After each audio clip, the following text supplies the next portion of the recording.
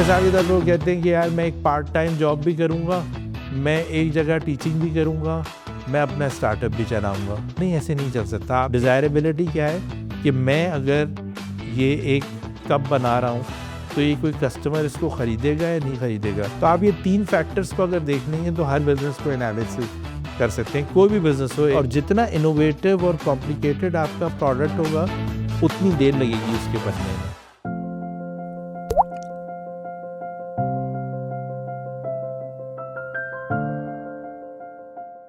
अस्सलाम वालेकुम, मैं हूं जवेरिया हमाद और ये है राइस पाकिस्तान। आज हमारे पॉडकास्ट में मौजूद हैं काफ़ी इंस्पायरिंग इकोसिस्टम लीडर जो 15 सालों से 500 स्टार्टअप को सपोर्ट कर चुके हैं और billions of investment and revenue generate करने में भी मदद की है। तो आज हम वेलकम करेंगे सैयद असफर हुसैन को। अस्सलाम वालेकुम, कैसे हैं आप? बहुत बहुत शुक्रिया, अल्लाह का शुक्र है। Thank you for having me. बहुत शुक्रिया आप लोगों का बुलाने का। अच्छा, मैं आपसे स्टार्ट करूंगी सबसे पहले इस सवाल से कि आपने 500 प्लस स्टार्टअप को सपोर्ट किया, तो सक्सेसफुल फाउंडर में सबसे कॉमन चीज़ आपने क्या देखी? देखिए, सबसे ज़्यादा कॉमन जो है ना उसका फोकस है। फोकस और साथ में वो जुड़ी हुई चीज़ है ग्रिट, जिसको अंग्रेज़ी में ग्रिट कहते हैं, उर्दू में साबित कदमी कहते हैं, बीइंग रेजिलिएंट। कि आपने एक चीज़ पे फुल फोकस होके काम करना है और आपने अपने टारगेट्स बनाए हुए हैं कि I want to be successful, I want to raise इतने पैसे, I want to earn this much, मेरी ये रेवेन्यू होनी चाहिए, मेरी इतनी टीम होनी चाहिए। उसका वो कॉन्फिडेंस होना, उसका वो फोकस होना, उसका वो साबित कदम होना जो जुड़ के एक पर्सनालिटी में आता है ना। और भी दूसरे ट्रेड्स होते हैं कि भाई आप अपनी अच्छी टीम बना सकते हैं, नहीं बना सकते, आप टैलेंटेड कितने हैं, ये सारी चीज़ें होती हैं। लेकिन बॉटम लाइन यही है कि कितने लोग फोकस्ड हैं, क्योंकि हम ये देखते हैं कि अक्सर बिजनेसेस जो नहीं चल पाते और बहुत अच्छे अच्छे आइडियाज़ होते हैं, उनमें यही प्रॉब्लम होती है कि या तो फाउंडर फोकस नहीं होता या फाउंडर कहते 3 महीने 6 महीने बाद ट्रैक से डी ट्रैक हो जाता है। जो लगे रहते हैं काम में मुसलसल जस्तजू में, हम वो देखते हैं कि वो और सिर्फ पाकिस्तान में नहीं, ग्लोबली भी। और ये कोई ऐसी चीज़ नहीं है कि मैं कोई बहुत बड़ा सीक्रेट शेयर कर रहा हूँ। ये ऐसी चीज़ है जो मुशाहिदे से, ऑब्जर्वेशन से देख के, जैसे आप सवाल भी करेंगे, उन सारे लोगों के कैरेक्टर को देखते हुए कि हमने जो ज़ाहिर है हमारे कुछ सक्सेसफुल हुए हैं और कुछ फेल भी हुए हैं, और बल्कि बहुत सारे फेल हुए हैं। तो उन सबको देखते हुए हम ये रियलाइज़ करते हैं, हम ये एनालिसिस कर सकते हैं कि कौन बेहतर फाउंडर है। ठीक है, अब जैसे आपने एक बात की कि काफ़ी लोग फेल भी होते हैं, तो उसमें ऐसी उनमें क्या वो गलती करते हैं, मिस्टेक करते हैं जिनकी वजह से वो इस टाइम तक पहुंचते हैं, मतलब गलतियाँ? एक बिल रॉस की एक वीडियो अगर कोई देखे, मौका मिले, और वो one of the most downloaded videos भी है या व्यूड वीडियो भी है on YouTube, why startup fail पे है। और उसने जो सबसे 5-6 फैक्टर्स में सबसे बड़ा फैक्टर कहा था, उसने जो उसकी बिल रॉस की थी, वो था timing. Timing of the business. Punctuality नहीं होती। नो, पंक्चुअलिटी नहीं, टाइमिंग ऑफ बिजनेस को आपने लॉन्च कब किया है, सही, अच्छा। कि वो बिज़नेस सही वक्त पे लॉन्च हुआ या नहीं हुआ। उसका एग्जांपल अगर हम पाकिस्तान के सिनारियो में देखें, अगर मेरे पास आज स्मार्टफ़ोन है और एक्सेसिबल है गांव देहात तक स्मार्टफ़ोन, और अब माशाल्लाह मेरे मुल्क में 5G कनेक्शन भी आ गया है, और मेरे मुल्क में हर मिडिल क्लास के पास, और उससे भी नीचे अगर मैं जाऊं तो हर वर्किंग क्लास के पास एक बाइक आ गई है। तो मैं जब बाइक को, एक स्मार्टफोन को एक 5G टेक्नोलॉजी से जोड़ देता हूँ, तभी मेरा बाइकिया, मेरा फूड पांडा, मेरे ये सारे बिजनेसेस चल सकते हैं। यही बात अगर मैं 15 साल पहले कर रहा होता, जब मेरे पास 5G कनेक्शन भी नहीं था, और 15 साल पहले हर बंदे के पास इस तरह बाइक भी नहीं थी, स्मार्टफोन भी नहीं था, तो मेरा ये मॉडल की टाइमिंग गलत होती। मैं ये कह तो देता कि ये बड़ा आसान है कि अगर मेरे पास बाइक है तो मैं अपनी आमदन भी, मैं अपनी इनकम भी बढ़ा सकता हूँ, मैं हेल्प भी कर सकता हूँ अपनी फैमिली को, और मैं अपनी बाइक को अपने रोज़मर्रा के लिए भी इस्तेमाल कर सकता हूँ। लेकिन 15 साल पहले ये ना टेक्नोलॉजी थी, ना मेरे पास ऐसा कोई गैजेट या स्मार्टफोन इतना एक्टिव था, ना मेरे पास बाइक इतनी मुयस्सर थी। तो वो टाइमिंग इंपॉर्टेंट हो गई। लेकिन सिर्फ एक टाइमिंग नहीं है, ये तो बिल रॉस साहब ने कहा है और हमने उसका पाकिस्तानी एग्जाम्पल दिया। आई थिंक सो फाउंडर्स को बहुत दफ़ा जो बड़ा मसला होता है, जैसे हम कह रहे थे कि बहुत एक अच्छा फोकस फाउंडर तरक्की करता है, ऐसी जो फोकस्ड होते हैं या जिनका मुख्तलिफ रुझान होता है। मिसाल के तौर पे अगर आप एक नए बिज़नेस वाले से पूछते हो, कहते हैं यार मैं NIC कराची या आपके इंक्यूबेटर में आ रहा हूँ, अब आप मुझे बता दें कि एक सेल्समैन मुझे कैसे हायर करना है। नहीं, हम आपको सेल्समैन हायर नहीं करके देंगे, आपका बिजनेस है, आप चलाएंगे, हम सिर्फ आपको पुश करेंगे, इनेबल करेंगे। तो वो दूसरी चीज़ों पे रिलाई करने लगते हैं। जैसे मिसाल के तौर पर वो कहते हैं कि यार मैं एक पार्ट टाइम जॉब भी करूँगा, मैं एक जगह टीचिंग भी करूँगा, मैं अपना स्टार्टअप भी चलाऊँगा। नहीं, ऐसे नहीं चल सकता। आप एक काम एक वक्त में फोकस करके फोकस कर के सकते हैं। साथ तो होता है। फोकस नहीं। फिर बहुत दफ़ा ये होता है कि आप किस तरह टीम बिल्ड करते हैं। हाँ, आप ऐसे टीम बिल्ड नहीं कर सकते कि जो लोग आपके साथ हम-आहंगी ना हो, जिसका ज़हन आपसे मिलता ना हो। फिर बहुत दफ़ा ये होता है कि हम ये चीज़ें भी मतलब काफ़ी फोकस करनी बहुत पड़ती हैं। बहुत ही कॉमन चीज़ है। और एक चीज़ ऐसी है कि हाँ, आप जो हैं वो कोई इनोवेटिव बिज़नेस कर रहे हैं, लेकिन उस बिज़नेस की कॉस्ट इतनी ज़्यादा है कि वो अगर आप चाइना या किसी मुल्क से और मंगवा लेंगे तो वो बिज़नेस आपको सस्ता पड़ जाएगा। मिसाल के तौर पे यहाँ बहुत सारे लोग ऐसे रोबोटिक्स की चीज़ें बनाना चाह रहे हैं जिनकी कॉस्ट ऑफ डूइंग बिज़नेस बहुत ज़्यादा है, महंगी है। यहाँ पे एनर्जी कॉस्ट ज़्यादा है, यहाँ पे इक्विपमेंट के पार्ट्स भी आप बाहर से मंगवाते हैं, यहाँ असेंबली करने के लिए इंजीनियर्स और बहुत सारे और चैलेंजेस हैं। तो हम एक आपके सवाल का जवाब एक और उससे मैं देता हूँ। एक थ्योरी है जिसको कहते हैं DVF। वो DVF डी से D for doctor, V for velocity, F for force. DVF बनता है डिज़ायरेबिलिटी, वायबिलिटी, फीजिबिलिटी। जब भी आपको किसी बिजनेस की जांच करनी हो ना, आप ये DVF फिलॉसफी देख लें। ये IDEO एक कंपनी है जो डिज़ाइन थिंकिंग का काम करती है दुनिया भर में। IDEO की ये फिलॉसफी वो कहती है कि जब भी आप कोई बिज़नेस आइडिया देखें, उसकी ये 3 फैक्टर्स देखें। डिज़ायरेबिलिटी क्या है कि मैं अगर ये एक कप बना रहा हूँ तो ये कोई कस्टमर इसको ख़रीदेगा या नहीं ख़रीदेगा, क्या ये सर्विस या ये प्रोडक्ट कोई डिज़ायर करता है, यानी कस्टमर उसको चाहता है या नहीं चाहता। वायबिलिटी ये है कि ये बिक भी पाएगा या नहीं बिक पाएगा। तो एक चीज़ हमने बना ली, एक चीज़ बिक सकती है या नहीं बिक सकती। और एफ से है फीजिबिलिटी। फीजिबिलिटी ये होती है कि क्या ये मैं खुद बना पाऊँगा, क्या मेरे पास ये टेक्नोलॉजी या ऑपरेशनल नॉलेज है या नहीं है। तो ये आप हर चीज़ में देख सकते हैं।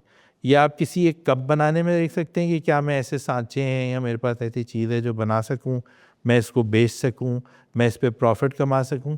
या आप एक सॉफ्टवेयर कंपनी चला रहे हैं और आप उस पे देख रहे हैं कि क्या मेरे पास वो सॉफ्टवेयर की स्किल्स हैं या नहीं है, क्या मैं उनको बेच सकता हूँ, क्या कोई कस्टमर है जो मेरी सर्विसेज लेगा।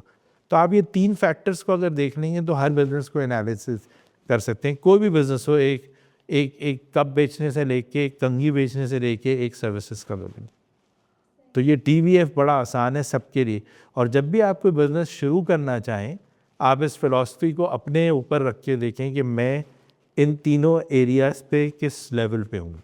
बिल्कुल ऐसा ही, किस लेवल पे होना ज़रूरी है। ज़रूरी है, बिल्कुल ज़रूरी है, उससे अंदाज़ा हो जाता है। अच्छा, क्या ऐसा पॉसिबल है कि ज़ीरो इन्वेस्टमेंट से भी बिज़नेस स्टार्ट किया जा सकता है? जी बिल्कुल हो सकता है, लेकिन हमें रियलिस्टिक होना चाहिए। रियलिस्टिक होना चाहिए। रियलिस्टिक होने के लिए सबसे अहम बात यह है कि एक बात तो ये समझने की है कि हर एक के लिए कारोबार नहीं है। जॉब करने में कोई हर्ज नहीं है। कुछ लोग जॉब करते हैं, कुछ लोग कारोबार करते हैं। और कारोबार करने में एक बुनियादी रिस्क या जो एक कैपिटल जिसको हम सरमाया कहते हैं, वो आपको लगाना पड़ता है। वो आपको कहीं ना कहीं, ये नहीं हो सकता, बहुत ही कम होता है दुनिया में ये बताया जाता है, लेकिन ये रेयर है कि आपके जहन में सिर्फ एक आइडिया और एक इन्वेस्टर आएगा और वो आपको पैसे दे देगा। ये सिर्फ किसी ड्रामाई या किसी मूवी में हो सकता है, रियल लाइफ में नहीं हो सकता। रियल लाइफ में वो लफ्ज़ जो इस्तेमाल होता है ट्रैक्शन, वो देखता है कि आपको कितने लोग आपकी सर्विस को चाहने वाले हैं, आपकी प्रोडक्ट में इंटरेस्ट ले रहे हैं। तो वो बहुत अहम होता है। तो इन्वेस्टमेंट जब आपको नहीं मिल रही और आपने एक बिज़नेस शुरू करना है तो आप अपने पैसे लगाते हैं। और एक फिनोमेना होता है, उसको कहते हैं 3F। 3F क्या है? फैमिली, फ्रेंड्स, और तीसरा F है फूल्स, जिसको उर्दू में आप बेवकूफ़ कहते हैं। बेवकूफ़ इसलिए कहा जाता है कि वो बंदा जो आप पे बिल्कुल शुरू में एतमाद करता है, वो आपका या तो रिश्तेदार होगा या आपके ख़ानदान होगा या कोई बेवकूफ़ वो होगा। सपोर्ट कर रहे होते हैं एक तरीके तो से। वो अपना ही नेटवर्क आपको बिल्ड करता है। लेकिन ये कह देना कि मैं जो है वो एक बिज़नेस स्टार्ट करूं और मेरे पास इनिशियल्स को चलाने की प्लानिंग ना हो, ये बहुत ही एक ऐसा ख्वाब है जो आपको नहीं देखना चाहिए। आपको प्रैक्टिकल होना चाहिए मेरे हिसाब से।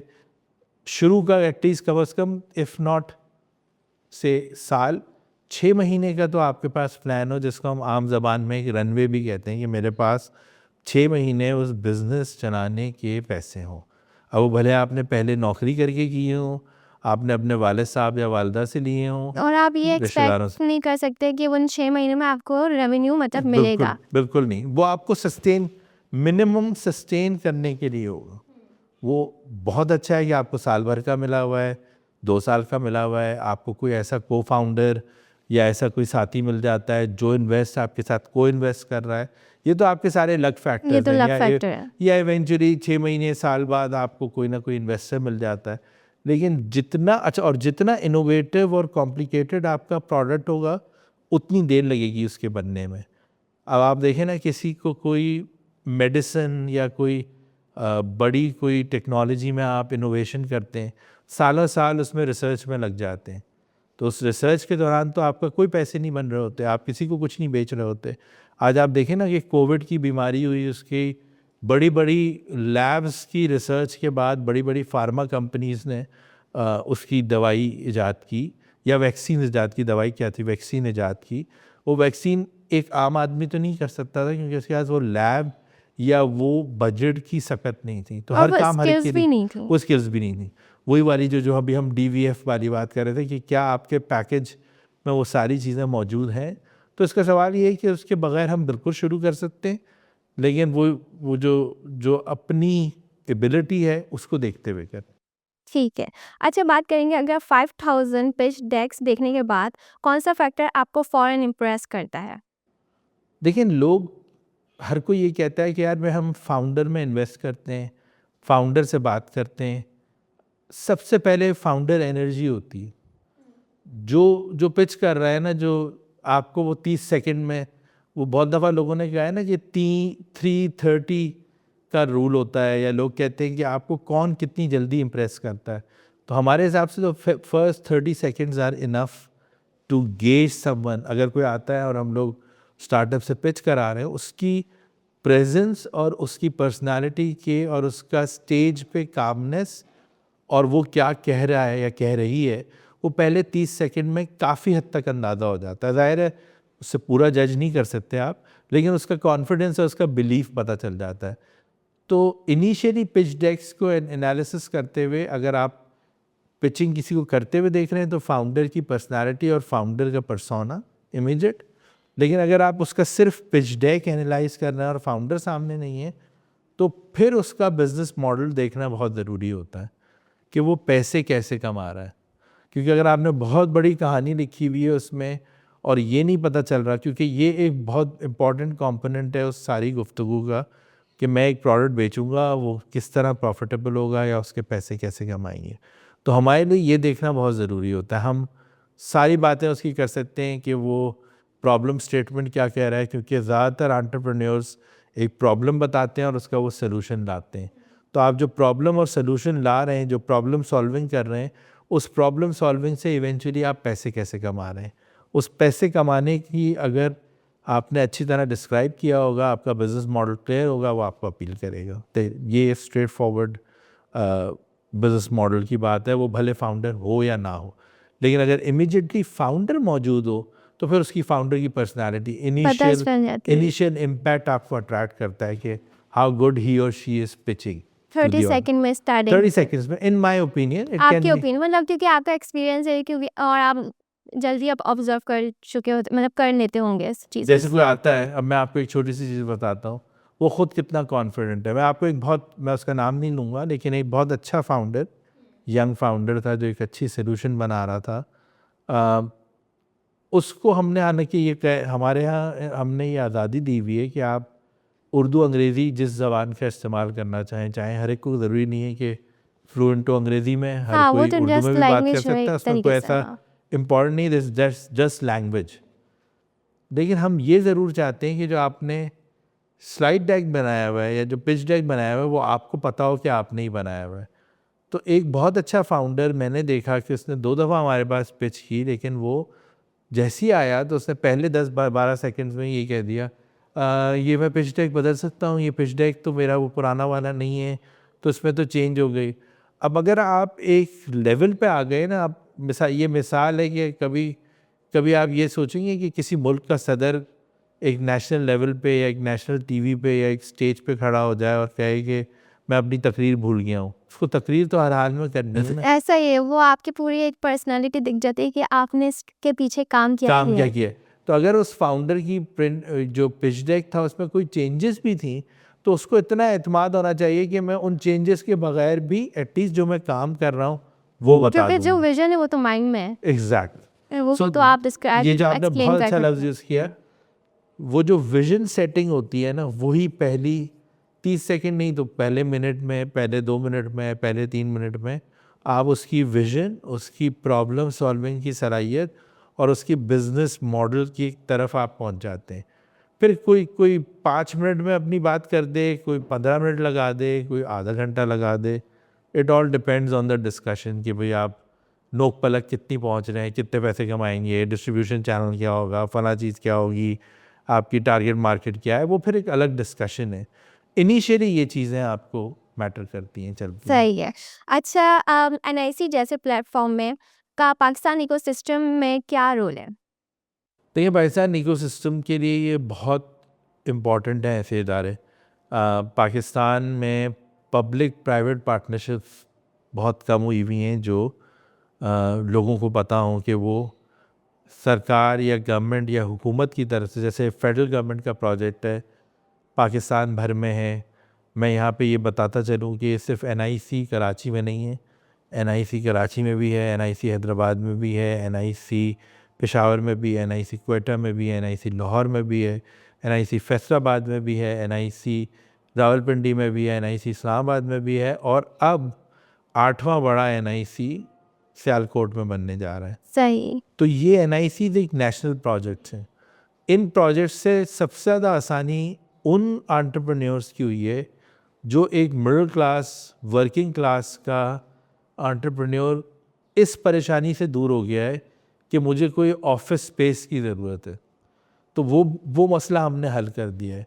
अगर वो टेक प्रोडक्ट बना रहा है तो उसको ये परेशानी नहीं होगी कि उसको क्लाउड के क्रेडिट्स लेने हैं या क्लाउड के पैसे लेने हैं, क्योंकि हमने अमेज़ॉन के यानी AWS के और गूगल के क्रेडिट्स दे दिए। सही। तो वो परेशानी भी इसकी हल हो गई। फिर एक नए बिज़नेस वाले को एक मेंटर या एक उस्ताद या एक ट्रेनर या एक कोच चाहिए होता है जो उसकी लर्निंग्स और जर्नी को बता सके, समझा सके, ट्रेन कर सके। ये काम भी NIC कर रहा है। फिर उसको नेशनल इंटरनेशनल लैंग्वेज डिफरेंट जो कॉम्पिटिशन्स हैं या जिनमें मुकाबले हैं कि स्टार्टअप्स के लिए, उनमें शेयर करना, और जो एग्जीबिशंस हैं उनमें भेजना, ये सब भी NIC कर रहा है। एक कम्युनिटी दे रहा है 450-500 बिजनेसेस की, और ये सिर्फ NIC कराची की बात कर रहा हूँ। तमाम NICs में तो तकरीबन 1,500 से 2,000 स्टार्टअप्स हो गए जो आपस में भी कनेक्टेड हैं एक प्लेटफॉर्म के थ्रू। तो इसका फ़वाइद सबसे ज़्यादा उन बिजनेसेस के लिए हैं जो बहुत शुरू हुए हैं अभी अभी, और जिनकी कोई ऐसी कहना चाहिए ना जद्दी पुश्ती कारोबार का कोई इस तरह का बैकग्राउंड नहीं है कि जिनके पास बहुत सारा सरमाया हो। और इस नेटवर्क के थ्रू, क्योंकि पब्लिक प्राइवेट पार्टनरशिप का इम्तजाज है, तो उस नेटवर्क के थ्रू गवर्नमेंट इन्वॉल्व है, तो उनको पता है कि हमारा कुछ अगर गवर्नमेंट बैक सॉल्यूशंस भी होंगे तो भी NIC से हो सकते हैं। तो सबसे बड़ा फ़ायदा ये है कि एक कंट्रीब्यूटिंग इकोसिस्टम है जहाँ लोगों को और इकोनॉमी को बढ़ना सबसे बड़ा गोल है। सही। अच्छा, जैसे बात करते हैं कि जैसे जिन लोगों के पीछे बैकग्राउंड में काफ़ी पैसा होता है, बाप का पैसा होता है, एक वो लोग और वो लोग जिनके पास कुछ भी नहीं होता, जो सिर्फ अपना विजन लेकर आए होते हैं। तो मैं पूछना चाहूँगी, आपका क्या ओपिनियन है, या आपने देखा होगा कि दोनों में से कौन ऐसे आपको लगते हैं कि जो सक्सेसफुल रहते हैं? देखिए, तल्ख़ बात है, सख्त बात है। मदद उनकी ज़्यादा मिलती है, रास्ता उनका ज़्यादा होता है जिनके पास पहले नेटवर्क हो। ये दुनिया का उसूल है। अगर मैं ये उस उसूल से हट के बात करूं तो मैं शायद लफाजी कर रहा हूँ, मैं रियलिटी से दूर ले रहूँगा। लेकिन एक बड़ा फ़र्क है, भूख कितनी है आपकी, काम की भूख। जो एक वर्किंग क्लास एंटरप्रेन्योर है उसमें काम की भूख, लगन बहुत ज़्यादा होती है, क्यों? क्योंकि अगर आपके पास अचीव करने को बहुत रास्ता आप बना रहे हैं तो आप दिन रात सोचते रहते हैं। फैमिली बिजनेसेस भी बहुत अच्छा काम कर रहे हैं, लेकिन फैमिली बिजनेसेस के पास एक जगह से फेल होके दूसरी जगह पे जाने का रास्ता आसान होता है, हाँ, क्योंकि उनके पास एक नेटवर्क उनको होता है, खोने का डर पैसे नहीं होते होता। हैं, खोने का वो खौफ नहीं होता। लेकिन ये वो वाली बात है कि जिसके पास खोने को कुछ ना हो या खोने को सिर्फ एक ही चीज़ हो, वो दोनों तरह से उस चीज़ को खोना नहीं चाहता। यानी अगर मैंने कुछ हासिल नहीं किया तो भी मैं उस चीज़ की जस्तजू में लगा रहूँगा या फ़ौरन लेना चाहूँगा उसको, या मुझे अगर एक ही चीज़ मिल गई है तो मैं उसको बड़े से बड़ा करने में और उसको सेफगार्ड करने में अपना टाइम लगाऊंगा, तो मेरी जस्तजू और मेरा फोकस बढ़ जाएगा। तो इस तरह मैं उनका जो जो जो अगर मुकाबला किया जाए तो इसलिए, लेकिन ये इस रियलिटी से हम दूर नहीं जा सकते कि जिनका नेटवर्क है उनको फ़ायदा बहुत होता है, और ये सिर्फ हमें इसमें दिल हारना नहीं चाहिए।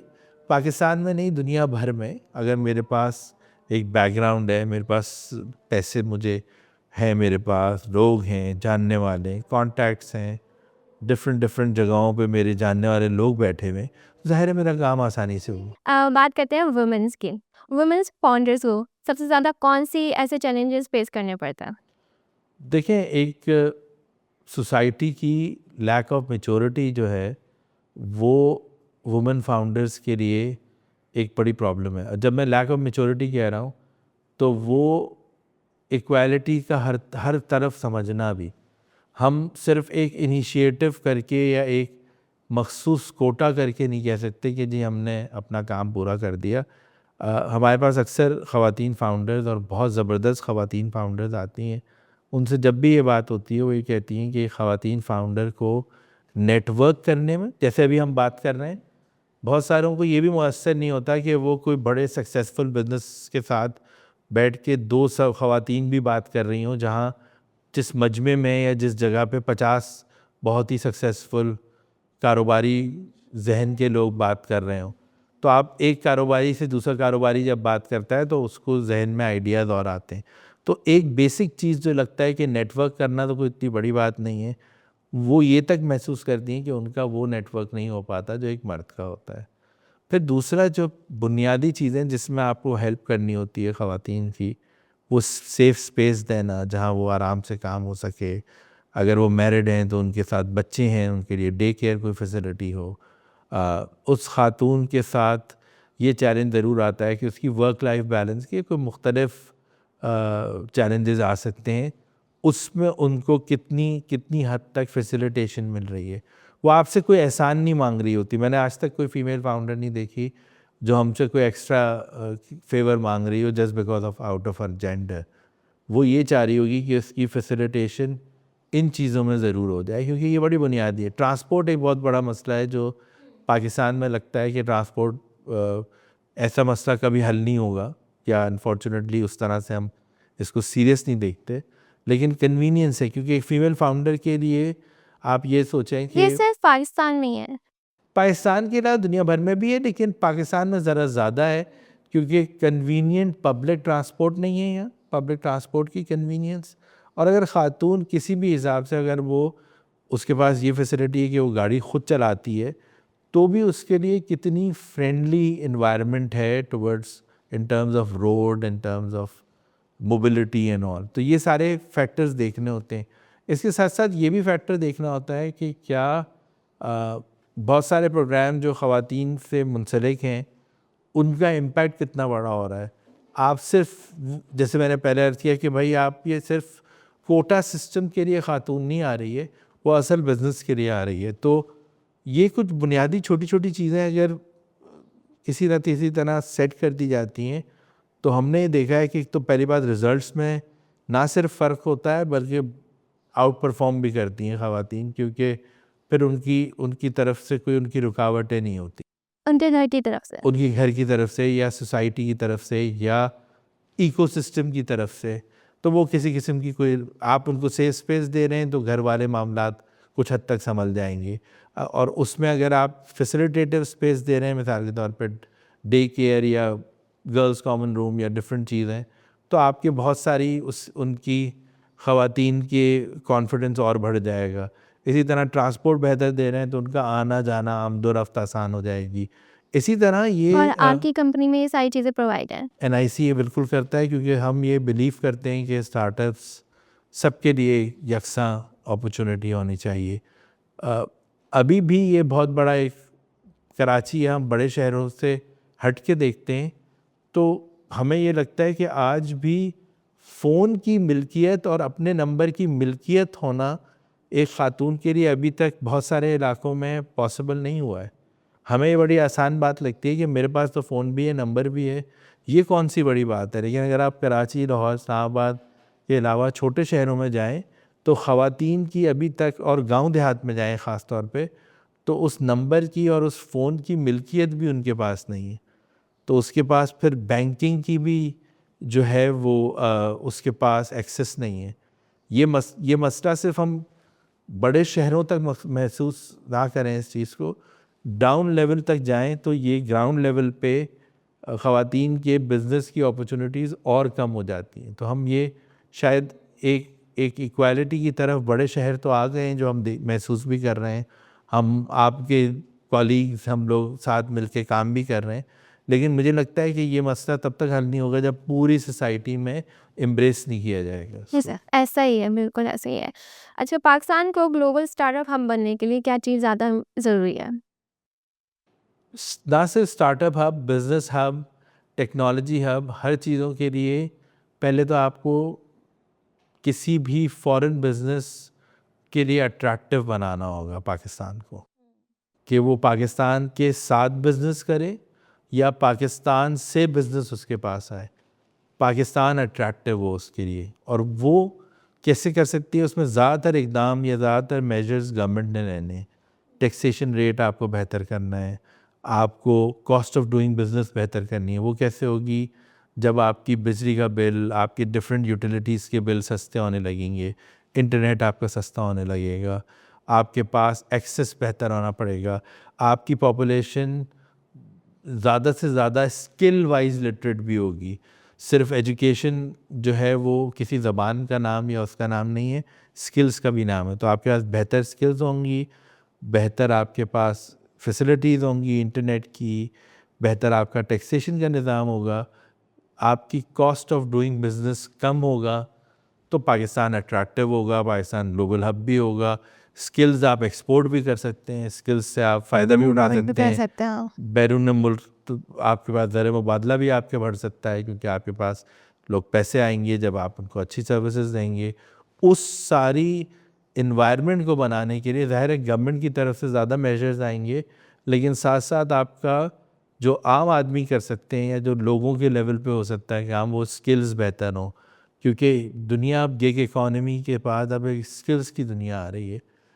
अब ये बहस बड़ी आम हो गई है कि क्या लोगों को यूनिवर्सिटी जाना भी चाहिए या नहीं, क्या मैं जो स्किल्स सीखता हूँ वो 2 साल बाद, 5 साल बाद कारामद होगी भी या नहीं, वही बात हो गई, डिग्री इम्पोर्टेंट है या स्किल्स, ये स्किल्स वाली बात। हाँ, और मैं उन लोगों में से हूँ जो बिल्कुल ये नहीं कहता कि आप डिग्री ना लें, डिग्री आपको वो लेनी तो चाहिए। इम्पोर्टेंट है, यूनिवर्सिटी आपको बहुत कुछ सिखाती क्योंकि है, हाँ, सिर्फ आपको पढ़ाई नहीं, उसके अलावा भी आप बहुत सारी चीज़ें सीख रहे होते हो, सीखते हैं। अपने एक सोशल बहुत ज़रूरी है। सोशल improve कर रहे फैब्रिक, होते एक हो, हाँ। सोशल एनवायरनमेंट बहुत ज़रूरी है।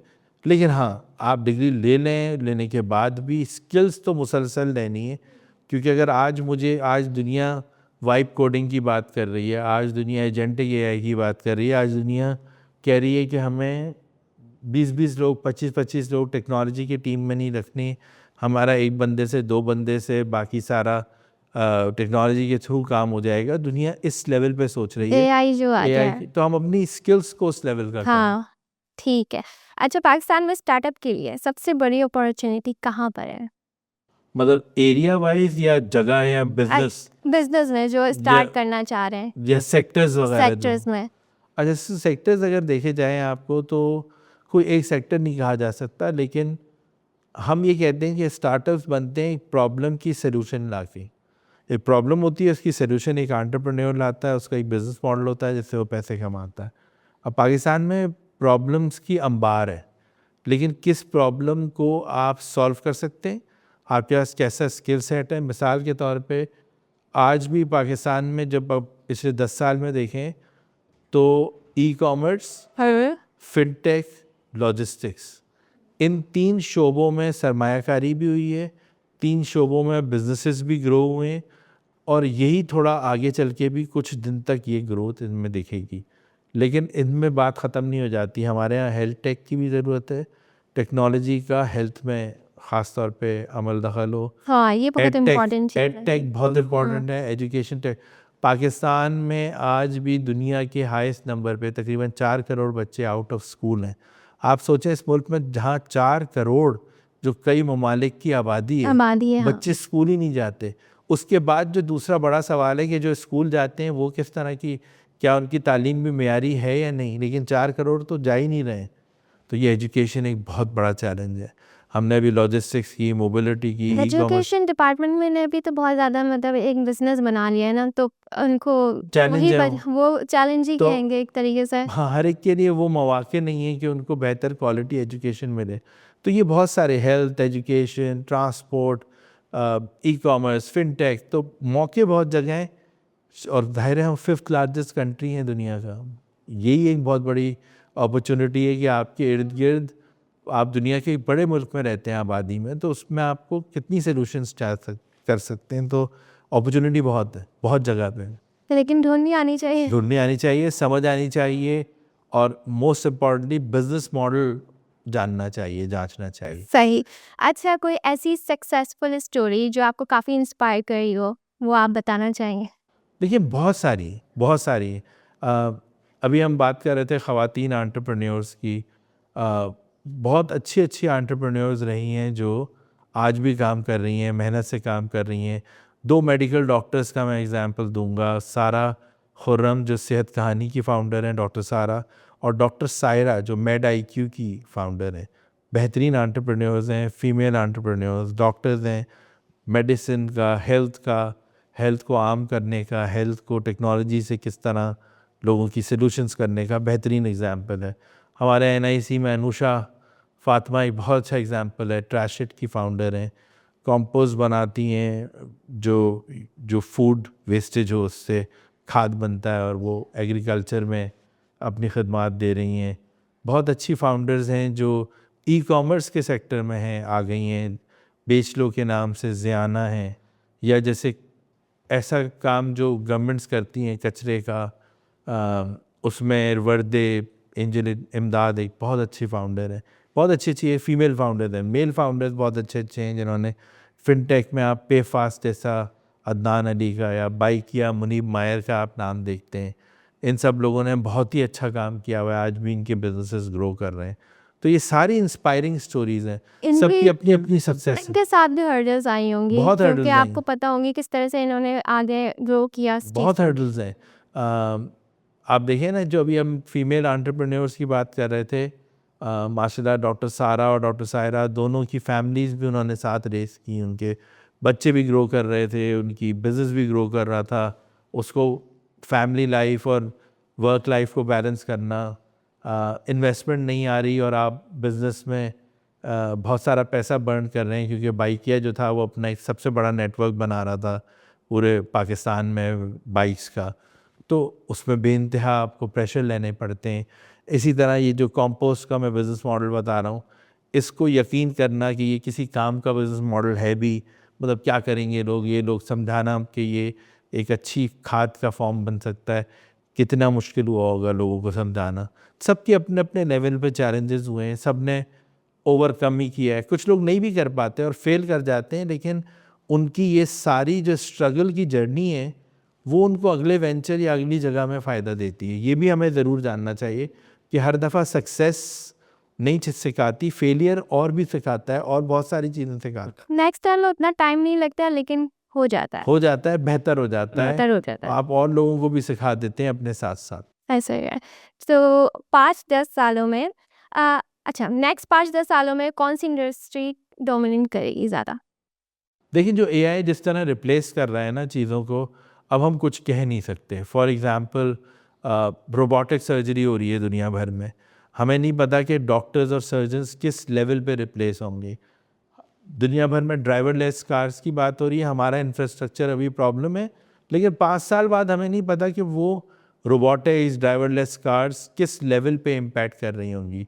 ये ज़रूर है कि जो मॉडर्न टेक्नोलॉजीज़ हैं और उनसे रिलेटेड जो सर्विसेज हैं, फॉर एग्जांपल अगर आप एक high level internet 5G 6G की दुनिया में बात कर रहे हैं, इंटरनेट हर तरफ देख रहे हैं, तो आपको साइबर सिक्योरिटी पे भी बात करनी चाहिए, इंफॉर्मेशन सिक्योरिटी पे भी बात करनी चाहिए।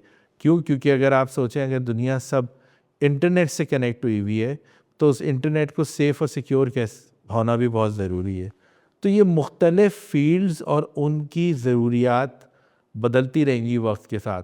इसमें एआई का फैक्टर ने बहुत चेंज किया है और इसके साथ साथ अब आगे जो डायनामिक्स हैं दुनिया की वो भी शेप करेंगी कि लोग किस टेक्नोलॉजी पे जा रहे हैं। आज जैसे हम बात कर रहे हैं और हम दुनिया की ग्लोबल चीज़ें देख रहे हैं, तो पहले भी बात होती थी कि ऑयल डिपेंडेंस कब होनी चाहिए। अब हम और बात करेंगे ये इलेक्ट्रिक एंड दूसरे हाइब्रिड मॉडल्स कितने ज़्यादा बढ़ने चाहिए, सिर्फ गाड़ियों में नहीं, बोट्स में, डिफरेंट फॉर्म ऑफ ट्रांसपोर्ट में, डिफरेंट फॉर्म ऑफ मशीनरी की यूटिलिटी में। तो ये सारी बातें, ये गुफ्तगू 5 साल बाद और मुख्तलिफ हो रही होगी क्योंकि हम ये देख चुके होंगे कि अब हमारी रिक्वायरमेंट्स या हमारी नीड्स डिफरेंट है, तो नीड्स के हिसाब से चेंज होगा। चेंज होता है, ठीक है। अच्छा, इतने सालों में आपको कौन सी चीज़ ऐसी मोटिवेट रखती है अभी तक? मोटिवेट करते हैं वो एंटरप्रेन्योर्स जो इन तमाम मुश्किलात के बावजूद भी हम दफ्तर में उनको रात सुबह से 8 बजे से लेके रात के 8 बजे तक उनको बल्कि कहना पड़ता है कि जी एनआईसी का टाइम ख़त्म हो गया, अब आप घर चले जाएं। मोटिवेट करती है उनका रोज़ाना का स्ट्रगल, क्योंकि अगर आप इन रोज़ाना की कहानी वालों से इनके स्ट्रगल और इनकी रोज़ाना की सक्सेस या फेलियर को ना देख रहे हो तो आपको अपनी काम बड़ा मोनोटनस लगे।